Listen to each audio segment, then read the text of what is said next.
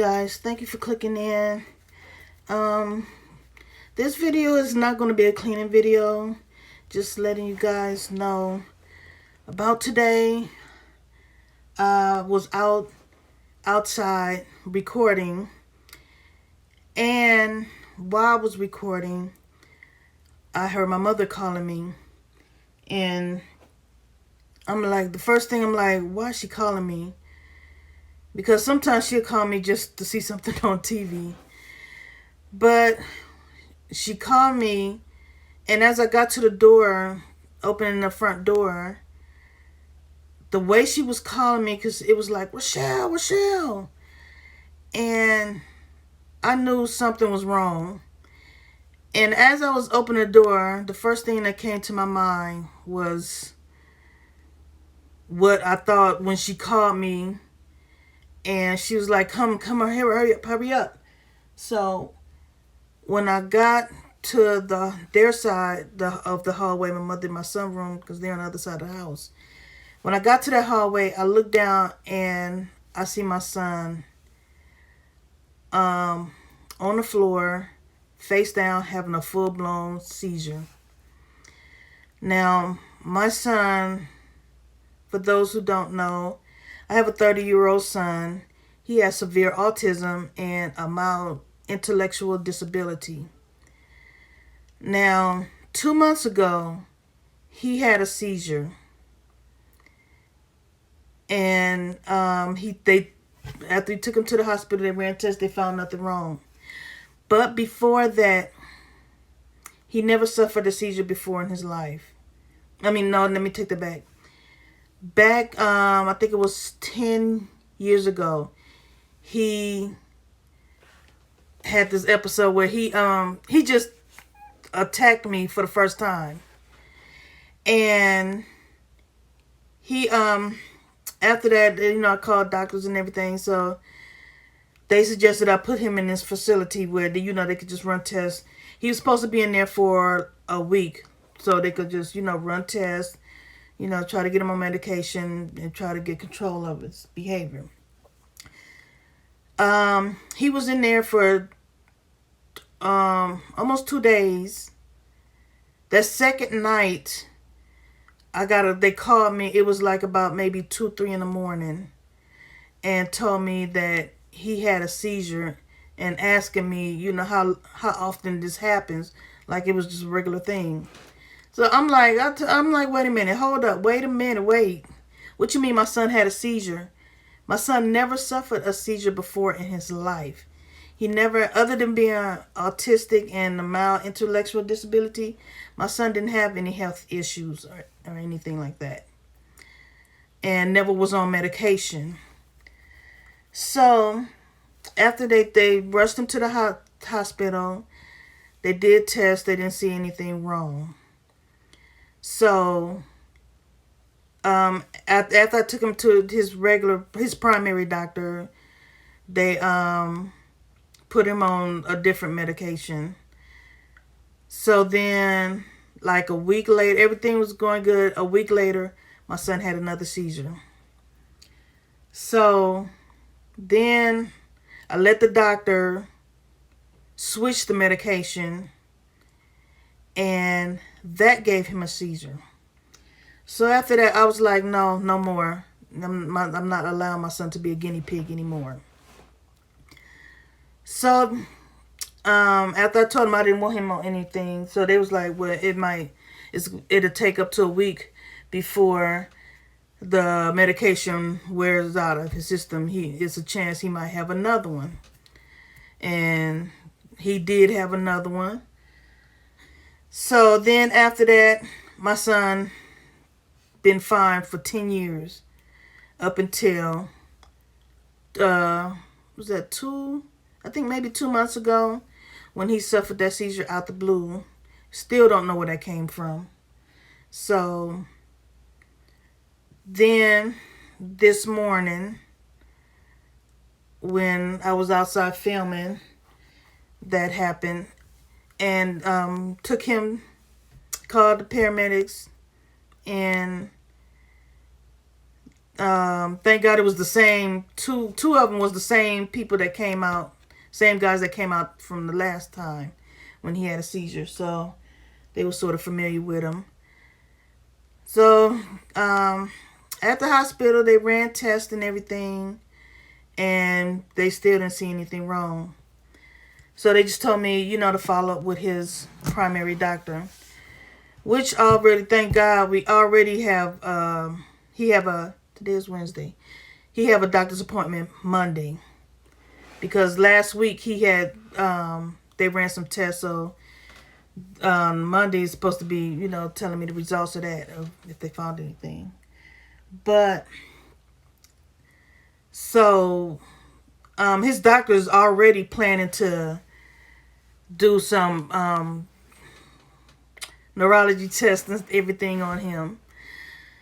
But that, it's just kind of scary.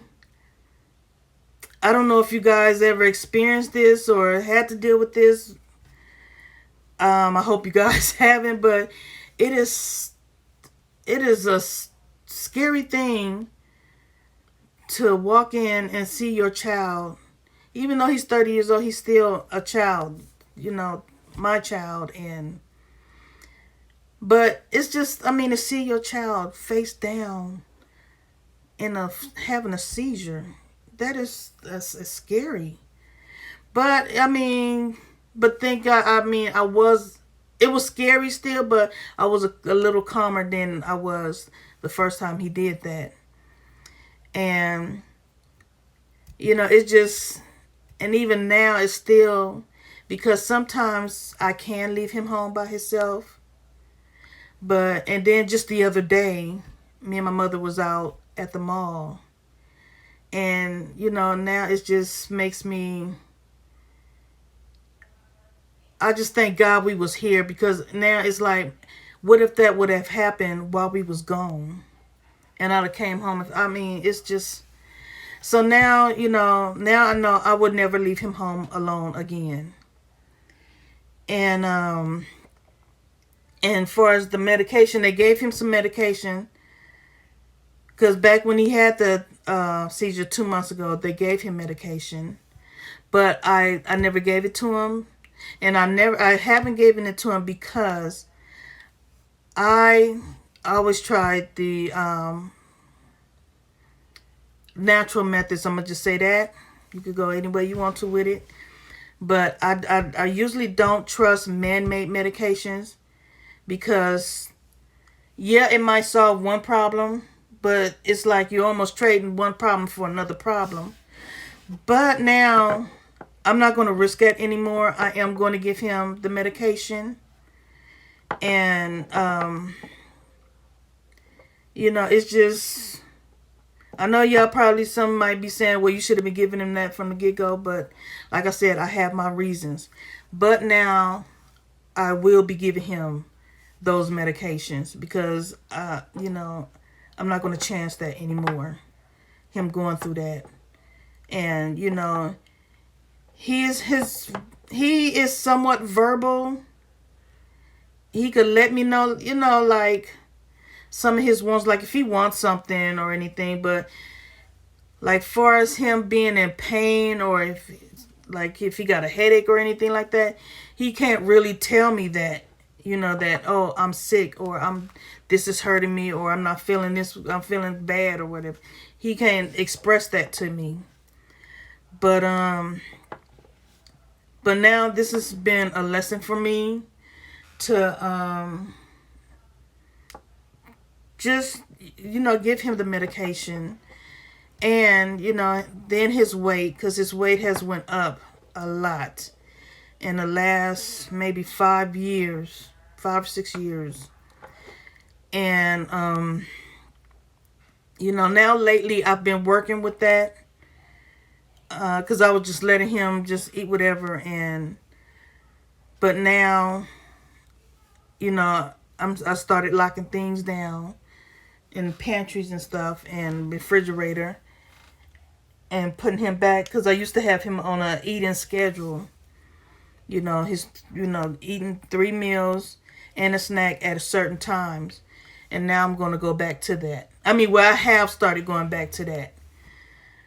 But, yeah, I just wanted to let you guys know that, because sometimes, with me, I'm an open book type of person, and to me, I have to let things off my chest. I can't. I learned not to stop. I mean, I learned to stop holding stuff in. I have to let that out for my mental safe, you know. But yeah, because this was scary, and just the, you know, whew, I'm trying not to, you know, I just keep thinking back, thinking, man, if I wasn't here, and that would have happened. So, I mean, because he's somewhat high functioning. I mean, it's a lot of things he could do for himself, and he knows, even like him being here, I don't have to worry about him going outside, because I can't get him to go outside even when I'm here. And I've taught him, even if I'm not here, somebody come to the door to go in the room. And even when I'm here, if somebody ring the doorbell, he runs to the room.